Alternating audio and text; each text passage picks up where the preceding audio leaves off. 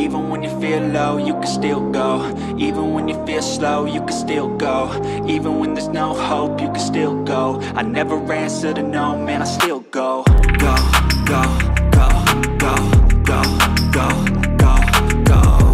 Hello guys! It's me again, Krong TV, at sa video ito pag-uusapan natin ang mga nakakapanabik na pangyayari patungkol sa ating paboritong manga at anime series na One Piece. Sa video ito pag-uusapan natin ang mga bagay-bagay nga patungkol nga sa Gear 5 nitong si Luffy.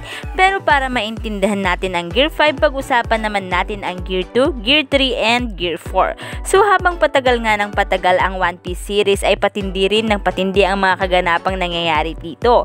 Dahil halos lahat ng characters sa series ay ipinapakita nga ang kani-kanilang ang mga potensyal, mapamarin man ito o mapapirata. Nung una nga ay akala nga natin na sa Devil Fruit na nga nagtatapos ang lahat. I mean, simpleng Devil Fruit lang ang source of strength ng character dito. Hanggang sa kalaunan ay inilabas na nga ang tinatawag na awakening ng bawat Devil Fruit. Ito ay special stage ng Devil Fruit power. Ito ay isang incredible rare power na iilan lamang o pili lamang ang nagkakaroon nito.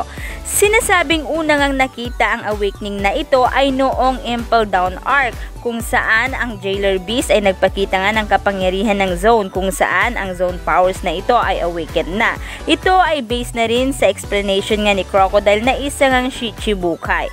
At maging si Monkey D. Luffy nga ay isa nga rin sa iilang tao nga na nakagawa nga ng awakening ng kanyang Devil Fruit.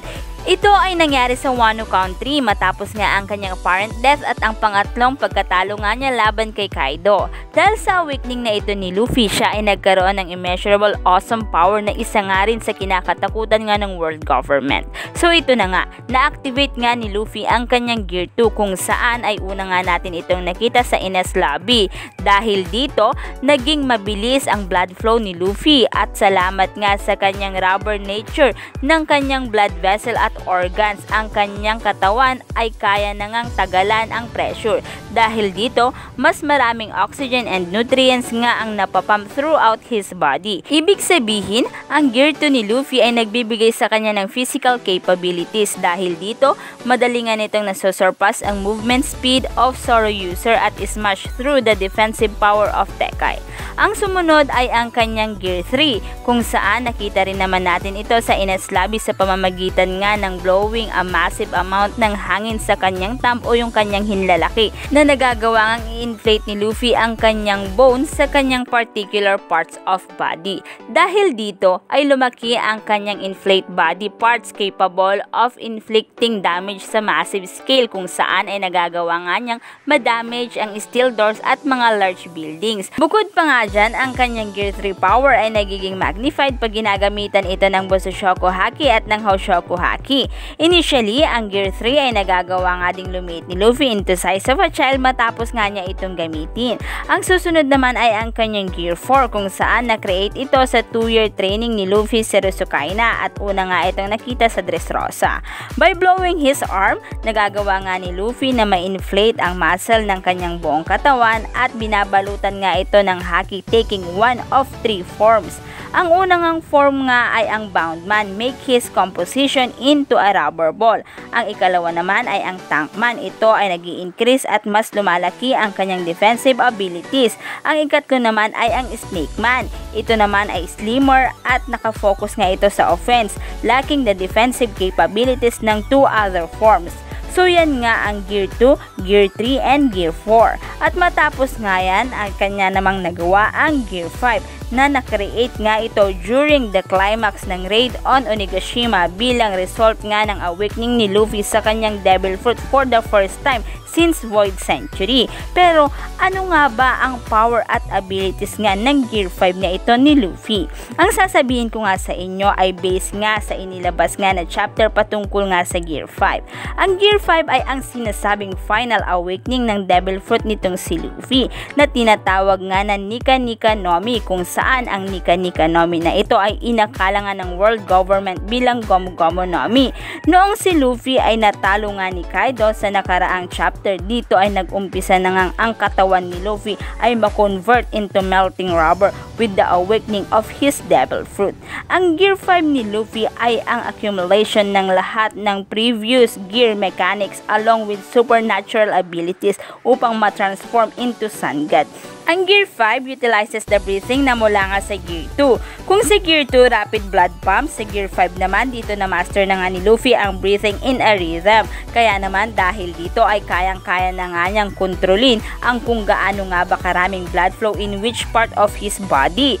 Bukod pa nga dyan, binibigyan pa siya nito ng kakayahan to change rhythm of his heart kung saan ay nare-remap niya ang kanyang blood pressure at heartbeat to match the tension of the fight. Nasurpass din niya ang Gear 3 kung saan hindi na ito kailangang i-inflate ang kanyang body parts na kapag nagamit niya ng matagal lumiliit siya. Sa Gear 5 ay hindi nga kailangan i-inflate ang kanyang kamay with air bagkus he can shift the size na gustuhin niya.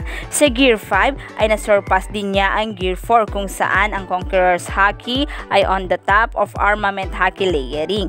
Gumagamit nga ang Gear 4 ng Armament Haki to cover itself. Ayon kay Kaido sa Sun God form, binalot nga ni Luffy ang Conqueror's Haki on the top of Armament Haki. Ang ganito ngang ka-advanced na paggamit ng Conqueror's Haki on the top of Advanced Armament Haki ay simply bazooka level na. Bukod pa nga dyan, dahil din sa Gear 5, Luffy can bend reality to a certain extent, meaning he can turn any other substances na mahawakan niya into rubber. Kahit na ang mga elemental attributes katulad na lamang ng lightning at ng clouds ay kayang-kaya nga nitong gawing rubber. Dahil sa kayang gawing rubber ni Luffy ang lahat ng kanyang mahawakan, noong nahawakan niya si Kaido ay na-turn ito into rubber kung saan ay parang halos suntukin na nga niya ito.